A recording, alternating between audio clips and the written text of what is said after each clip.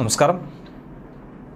ഇറാനിൽ വലിയ തോതിലുള്ള പ്രക്ഷോഭം പൊട്ടി പുറപ്പെടുകയാണ്. മഹ്സ അമീനി എന്നുള്ള പേര് ലോകത്താകമാനം മുഴങ്ങിക്കേട്ട ഒരു സമയം മുതൽ ഇന്ന് വരെ, പിന്നീട് ഇസ്രയേലുമായി ഘോരയുദ്ധത്തിന് തയ്യാറെടുത്ത സാഹചര്യത്തിൽ ഇപ്പോൾ അമേരിക്കയുമായി വലിയൊരു സന്ധി ചർച്ചയ്ക്ക് മുന്നിൽ കീഴ്പ്പെടേണ്ട സാഹചര്യമുണ്ടാകുമ്പോൾ, ആണവായുധ കലവറയടക്കം പൊടിപൂരമാക്കും, തച്ചു തകർക്കുമെന്ന് ട്രംപ് വെല്ലുവിളി ഉയർത്തുമ്പോൾ ഇറാൻ ആകെ പ്രതിസന്ധിയിലൂടെയാണ് പൊക്കോണ്ടിരിക്കുന്നത്. ഈ സാഹചര്യത്തിലാണ് ഒരു പോലീസ് വാഹനത്തിന് മുകളിൽ കയറി പൂർണ്ണ നഗ്നയായി ഒരു യുവതി ശക്തമായ പ്രതിഷേധം കനപ്പിക്കുന്നത്.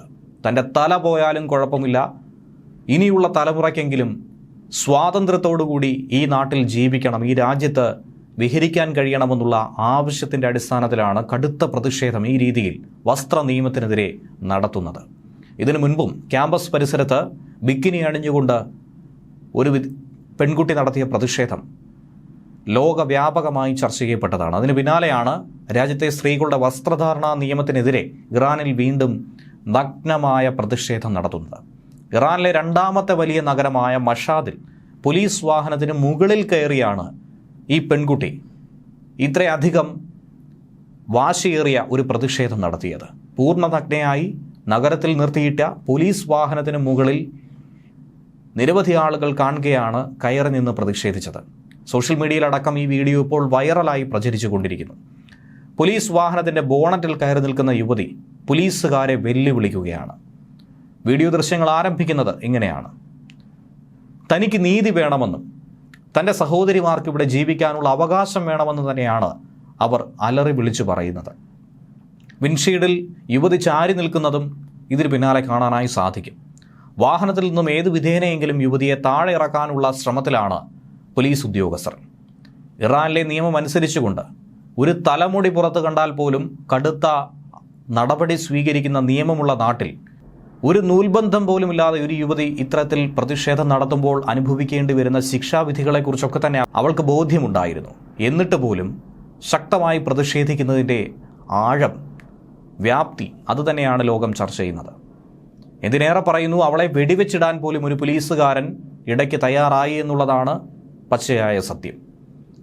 എന്നിട്ട് പോലും അതിനെ ഒട്ടും തന്നെ മൈൻഡ് ചെയ്യാതെ പ്രതിഷേധം തുടർന്നുകൊണ്ടിരിക്കുകയായിരുന്നു. യുവതി ഏറ്റവും ഒടുവിൽ പോലീസ് അറസ്റ്റ് ചെയ്ത് നീക്കാനുള്ള നീക്കമാണ് നടത്തിയത്. എന്നാൽ പിന്നീട് ആ യുവതിക്ക് എന്ത് സംഭവിച്ചു, ഇന്ന് ജീവിച്ചിരിപ്പുണ്ടോ, അവർ എന്ത് ശിക്ഷയാണ് നൽകിയത് എന്ന കാര്യത്തിലൊന്നും വ്യക്തതയില്ല. വീഡിയോ വൈറലായി തന്നെ പ്രചരിച്ചതിന് പിന്നാലെ ഒട്ടനവധി ആളുകളാണ് ഈ യുവതിയുടെ പക്ഷം പിടിച്ച് രംഗത്ത് വരുന്നത്. അവർ സഹികെട്ടാണ് ഇങ്ങനെ ഒരു സമര പരിപാടിയിലേക്ക്, പ്രതിഷേധത്തിലേക്ക് നീങ്ങിയത്. അവർക്ക് മറ്റൊരു സ്ത്രീകളുടെയും പിന്തുണ പരസ്യമായി ലഭിക്കില്ല. എന്നിരുന്നാൽ പോലും അവരുടെയൊക്കെ തന്നെ മനസ്സിൽ ഈ സ്ത്രീ പറഞ്ഞതാണ് ശരി എന്നുള്ള ഒരൊറ്റ ചിന്ത മാത്രമേ ഉണ്ടാകൂ. ഇറാനിൽ സ്ത്രീകളുടെ വസ്ത്രധാരണ രീതി അത് കടുത്ത രീതിയിൽ തന്നെയാണ് നിയമവുമായി ബന്ധിപ്പിച്ചിരിക്കുന്നത്. ഈ നിയമങ്ങൾക്കെതിരെ നേരത്തെയും പല തരത്തിലുള്ള പ്രതിഷേധങ്ങൾ, ഈ പറഞ്ഞ നഗ്ന പ്രതിഷേധം പോലും പലയിടത്തും നടന്നു. നേരത്തെ പരാമർശിച്ച ടെഹ്റാനിലെ സർവകലാശാലയിൽ ഒരു വിദ്യാർത്ഥിനി അടിവസ്ത്രം മാത്രം ധരിച്ച് ക്യാമ്പസിലെത്തി സദാചാര പോലീസിൻ്റെ നിയമത്തിനെതിരെ ശക്തമായ വാദങ്ങൾ തന്നെയായിരുന്നു ഉയർത്തിയത്. അതിൻ്റെയും ചിത്രങ്ങൾ സോഷ്യൽ മീഡിയയിൽ വ്യാപകമായി തന്നെ പ്രചരിച്ചിരുന്നു. അതിന് പിന്നാലെ നിരവധി ആളുകളാണ് ഇതുപോലെ ആഗോളതലത്തിൽ പോലും അനുകൂലിച്ചുകൊണ്ട് രംഗത്ത് വന്നത്. പോലീസ് പിന്നീട് ആ യുവതിയെ അറസ്റ്റ് ചെയ്തു, ജയിലിലടച്ചു, കടുത്ത ശിക്ഷാ നടപടികൾ നൽകിയിരുന്നു. ഹിജാബ് ധരിക്കാത്തത് ചോദ്യം ചെയ്ത മതപുരോഹിതന്റെ തലപ്പാവ് അഴിച്ചു മാറ്റി അത് ഹിജാബിന് പകരമായി ധരിച്ച ഒരു യുവതിയുടെ ദൃശ്യവും ഈ അടുത്തായി തന്നെ വ്യാപകമായി ചർച്ച ചെയ്ത ഒരു സംഭവമുണ്ടായിരുന്നു.